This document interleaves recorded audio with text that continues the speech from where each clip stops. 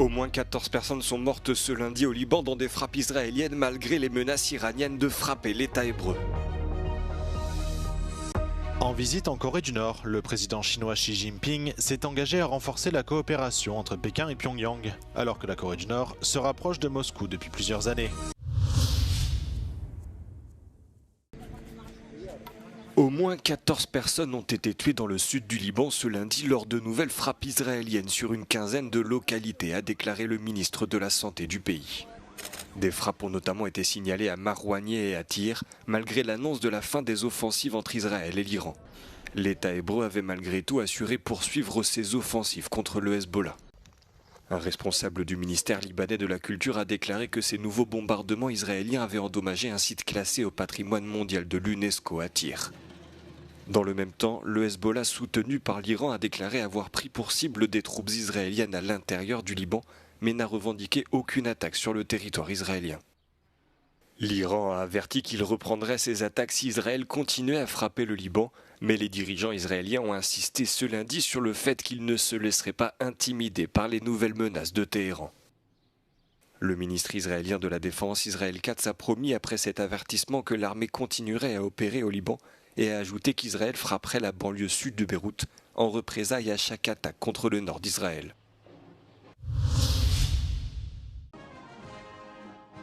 Xi Jinping s'est engagé à renforcer les liens entre Pékin et Pyongyang à l'occasion d'une rare visite en Corée du Nord.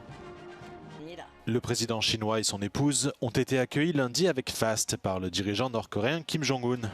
Selon les médias d'État chinois, Xi Jinping a exprimé sa volonté d'étendre la coopération avec la Corée du Nord dans de nombreux domaines, notamment le commerce, l'agriculture, la construction et la technologie. La Corée du Nord, historiquement proche de la Chine, s'est rapprochée de Moscou ces dernières années, tout en développant son propre programme d'armement nucléaire. Kim Jong-un a encore renforcé son alliance avec Moscou en envoyant des troupes combattre aux côtés des forces russes contre l'Ukraine.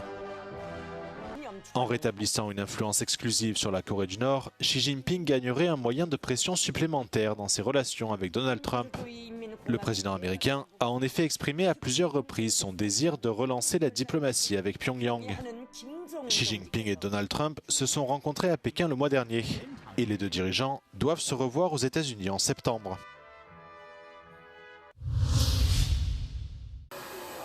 L'Union européenne a débloqué 5 millions d'euros supplémentaires pour soutenir les efforts visant à endiguer la dernière épidémie d'Ebola dans l'est de la République démocratique du Congo. Cette initiative intervient alors que l'épidémie continue de s'accélérer en Afrique centrale où près de 500 cas ont désormais été confirmés selon l'OMS qui a déclaré la crise comme une urgence de santé publique internationale. Lors de sa visite dans la région dimanche, la commissaire européenne chargée de la gestion des crises, Hadja Labib, a expliqué comment ces nouveaux fonds seront utilisés. Dès l'apparition de l'épidémie, nous nous sommes mobilisés, nous étions très rapidement sur le terrain pour renforcer l'aide. Et cet engagement continue aujourd'hui. Je ne viens pas les mains vides, je viens avec 5 millions supplémentaires pour créer des centres régionaux de diagnostic dans les provinces qui sont les plus touchées. La commissaire a confirmé que ce nouveau financement vise à renforcer les capacités de dépistage dans les zones où le virus se propage, permettant ainsi aux autorités sanitaires d'identifier et d'isoler les cas plus rapidement. Selon les dernières informations disponibles samedi, 82 personnes ont perdu la vie en RDC, où l'épidémie a été officiellement déclarée il y a 3 semaines. Les experts de la santé ont averti que si elle n'était pas maîtrisée, l'épidémie pourrait devenir l'une des plus importantes jamais enregistrées. La commissaire Labib a noté que des signes avant-coureurs étaient déjà apparus lors d'une précédente visite dans la région au début de l'année.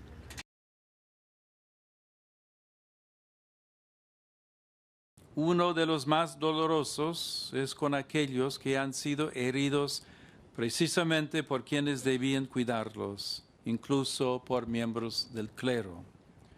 Ante esta plaga, la comunidad eclesial está llamada a responder con la escucha, la verdad, la justicia.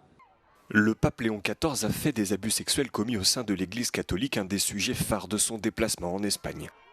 Ce lundi, le souverain pontife a échangé avec 6 victimes qui ont alors pu émettre des recommandations sur la façon dont l'Église devrait réagir. Mais cette rencontre a été critiquée par plusieurs organisations représentant les victimes d'abus sexuels qui ont affirmé que les personnes sélectionnées l'ont été afin qu'aucun message gênant ne soit transmis au pape lors de cette rencontre. Jusqu'à 9 associations affirment avoir été exclues de cet échange. Es un momento excelente durante su visita a España para que se pronuncie favorablemente a que los delitos de pederastia no prescriban. Le pape s'est également entretenu durant une vingtaine de minutes avec le Premier ministre espagnol Pedro Sánchez avant de se rendre à la Chambre des députés pour s'adresser aux représentants du pouvoir législatif. Un événement auquel les groupes parlementaires de Podemos et du bloc nationaliste galicien ont choisi de ne pas assister. Dans son discours devant les responsables politiques espagnols, le pape Léon XIV a évoqué plusieurs sujets tels que l'avortement, la course aux armements actuels, ainsi que ce qu'il a qualifié de crise migratoire.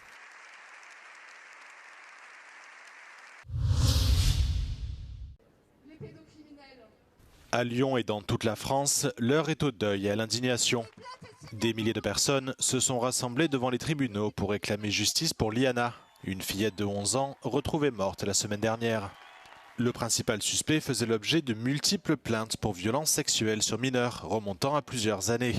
Il n'avait cependant jamais fait l'objet d'une enquête ou d'un interrogatoire jusqu'à présent. Ce n'est pas un dysfonctionnement d'un tribunal et d'un juge ou un procureur. C'est l'ensemble du système qui est à revoir en fait. Plus de 150 rassemblements ont eu lieu lundi dans toute la France pour réclamer justice pour Liana et exiger une refonte d'un système qui, selon les participants, ne protège pas suffisamment les enfants. Stop, ça suffit, on en a ras-le-bol de cette justice laxiste. J'ai très peur pour mes petites filles. Et mes petits garçons aussi, hein, c'est pareil. Hein.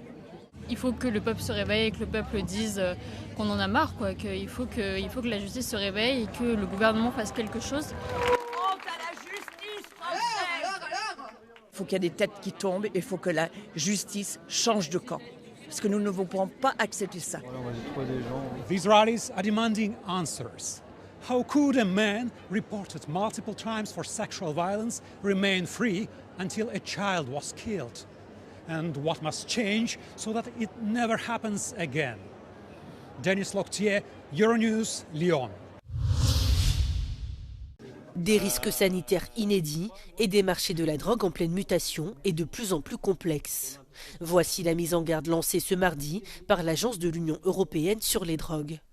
Dans son rapport annuel, qui s'appuie sur des données provenant des 27 États membres, ainsi que de la Turquie et de la Norvège, l'agence exprime son inquiétude, liée non seulement à la disponibilité de ces substances, mais aussi à leur diversité et à leur puissance. C'est le cas notamment des nouveaux opioïdes synthétiques. New synthetic opioids are very highly potent substances. So just to give you some context on this, 1 gram is enough to make several thousands of lethal doses. So there is a very narrow margin of between use and overdose in that situation. They can rapidly emerge on the market. The situation can escalate and cause severe harms, including deaths. Le cannabis reste la drogue illicite la plus consommée en Europe. Près de 25 millions d'Européens déclarent en avoir consommé l'année dernière. Même s'il peut sembler stable à première vue, ce marché montre que les trafiquants et les circuits évoluent sans cesse. One of the concerns in terms of cannabis itself would be diversion from new markets. That of course can always happen, and the increasing emergence of higher strength cannabis products in the European market.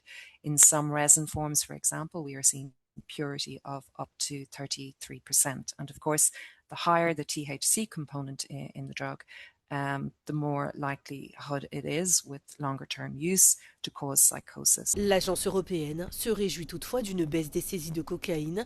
330 tonnes ont été interceptées en 2024 contre 419 tonnes l'année précédente. Malgré ce chiffre, cette substance est à l'origine d'un tiers des admissions au traitement contre la toxicomanie en Europe. Face aux risques pour la santé et la sécurité, l'agence appelle les États membres à investir dans la surveillance et la préparation et à agir tant sur l'offre que sur la demande.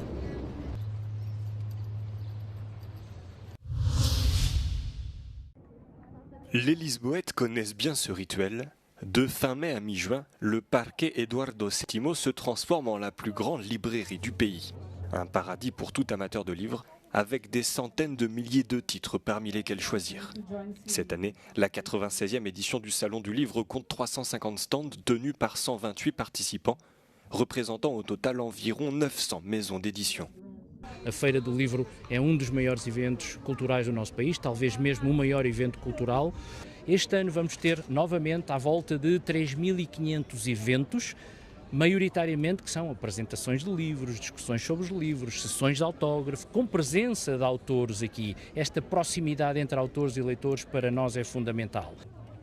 Chaque jour, des dizaines d'auteurs, des inconnus aux grands noms internationaux primés sont présents sur le salon.